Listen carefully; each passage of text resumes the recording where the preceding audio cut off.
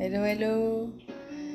Alors aujourd'hui, je voudrais vous parler de l'harmonie des polarités quand on est en lien amoureux, sexuel avec l'autre.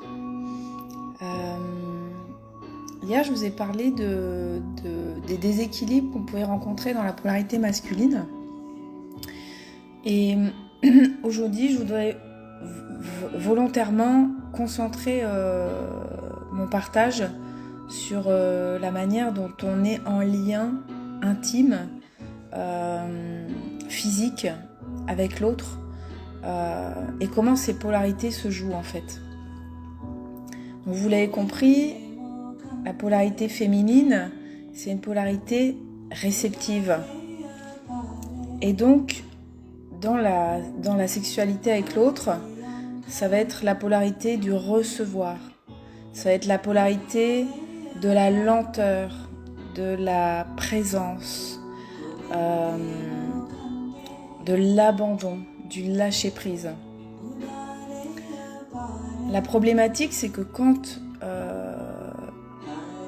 une polarité féminine est déséquilibrée ou qu'il y a des blessures du féminin, ça peut être difficile d'être dans cet abandon, ce lâcher-prise, cette réception.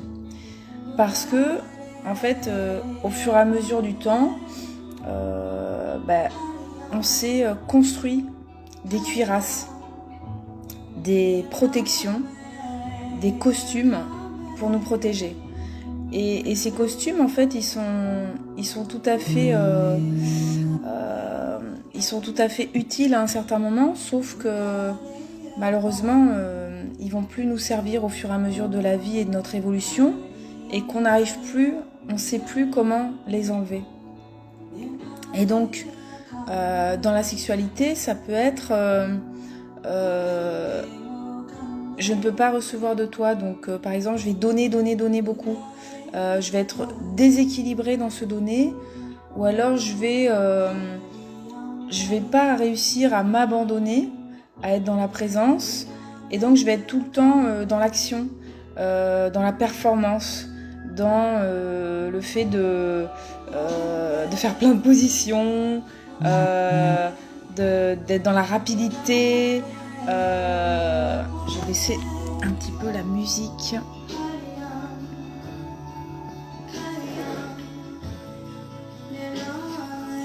J'étais contente de vous mettre de la musique aujourd'hui, mais je crois que c'est un peu fort. Donc voilà pour la polarité féminine et ce que je voulais vous dire. Et donc la polarité masculine, vous l'avez compris, c'est la polarité contraire. Donc c'est la polarité émissive, la polarité qui donne. C'est une polarité aussi qui est assez tranchante. Une polarité qui décide, qui fait des choix, qui structure aussi l'espace, qui met de la sécurité. Et donc, ce qui va être très intéressant dans le lien avec l'autre, dans la sexualité, ça va être de voir comment dansent ces polarités ensemble. Parce que, suivant avec qui vous allez entrer en relation, vos polarités intérieures ne vont pas s'exprimer de la même manière. Et vous pouvez faire un petit jeu à l'intérieur de vous, réfléchir à vos derniers partenaires, vos partenaires précédents, comment vous les avez sentis et comment vous vous êtes sentis avec eux, quelle était la polarité qui s'exprimait de manière prépondérante avec eux. C'est intéressant comme petit exercice parce que vous allez peut-être voir que, par exemple, dans tous vos partenaires précédents, vous étiez toujours dans la polarité féminine, par exemple, ou c'était plutôt toujours la polarité masculine qui s'activait, ou alors c'était un peu des deux. Et donc c'est un jeu rigolo à faire pour voir s'il y a des patterns répétitifs. Ce que je voulais vous dire aussi, c'est que en fonction de l'espace de sécurité qui va naître dans votre lien, bien sûr à l'extérieur du moment d'intimité sexuelle, vous n'allez pas du tout vous abandonner pareil. Et pour que la polarité féminine, elle puisse vraiment prendre sa place, se déployer, il y a besoin d'une polarité masculine très structurante. Comme si, en fait, le yang, c'était un contenant et que le yin, il se déployait à l'intérieur. Et plus le contenant, il est solide, et plus le yin, il peut s'étaler à l'intérieur du contenant. Plus le yang, il est comme ça, il est pas contenant, il est vaste, il est large, il est mou. Plus le yin, il va avoir du mal à trouver sa place à l'intérieur. Et donc, c'est très important de regarder ça parce que toutes vos interactions relationnelles à l'extérieur de la sexualité, ça va imprégner la sexualité et la manière dont vous êtes en lien. Voilà ce que j'avais envie de vous dire.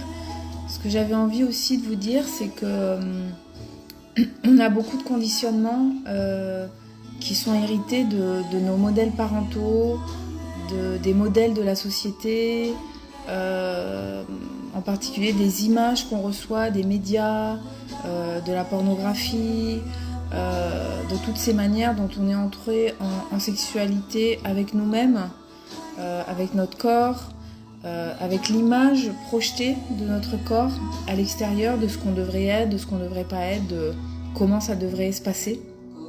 Et donc bien sûr que tout ça, ça a un impact dans la manière dont on va aborder cette sexualité.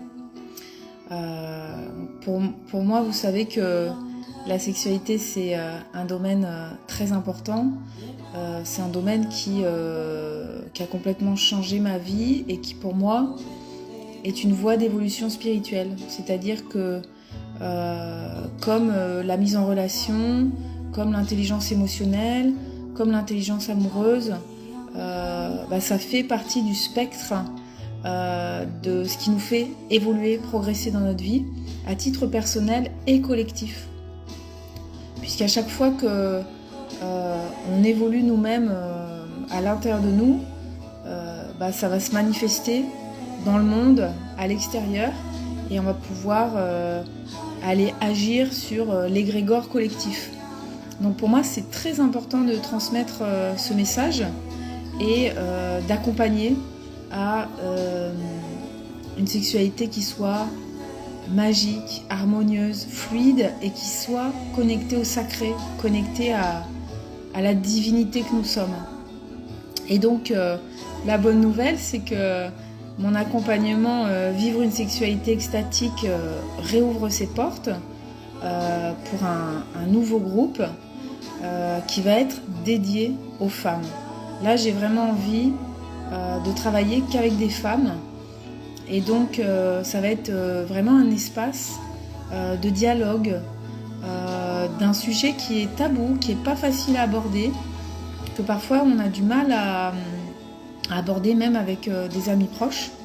Et donc là, l'intention, ça va être vraiment de vous partager toutes mes pépites, toutes mes connaissances, toutes mes expériences, tout ce qui m'a fait éminemment progresser et de vous faire pratiquer, puisque les connaissances sans l'expérience, ça sert à rien. Donc on va pratiquer en groupe, on va pratiquer aussi à l'extérieur. Donc ça sera 2 visios par semaine pendant 3 mois, où je vais vous donner la substantifique moelle de tout le plus important de ce qui m'a aidé, fait progresser, fait vivre une sexualité complètement extatique que j'aurais jamais imaginé. Et je vais couper la musique, voilà. Et je reprends où j'en étais. Et donc cet espace en fait de excusez-moi, en direct, hein. Cet espace de sécurité, en fait, je vais vous l'offrir et je vais vous permettre de vous autonomiser, de réaliser des pratiques que peut-être vous n'avez jamais vécues, qu'on va faire pendant les visios. Et aussi, je vais vous inviter toujours à pratiquer en autonomie entre les visios pour vraiment ancrer les compréhensions, ancrer dans le corps les prises de les prises de conscience, les nouveaux schémas aussi entre le corps et le cerveau pour que vous puissiez enfin vivre une sexualité pleine, nourrie, riche et une sexualité vraiment divine. Voilà, la sexualité qui va vous ouvrir des portes de conscience, qui va vous ouvrir à des états d'extase, de béatitude, qui vont vous faire toucher votre essence profonde, l'essence de qui vous êtes. Et donc, c'est vraiment un chemin évolutif magnifique qui est à la portée de tous, qui est là. C'est notre corps qui nous aide à faire ça. Notre corps, c'est un portail incroyable. Donc, ce cadeau qui est là, on peut vraiment l'utiliser. Donc, c'est bientôt. Ça commence fin septembre pour la première visio. Je vous invite à me contacter si vous avez n'importe quelle question, si vous hésitez, que vous avez envie d'en discuter avec moi, si vous voulez voir si ça vous convient. Et puis, toutes les infos sont sur le site www.aucoeurdetasource.com avec un O. Voilà, je vous souhaite une magnifique rentrée, de magnifiques explorations et je vous dis à très vite.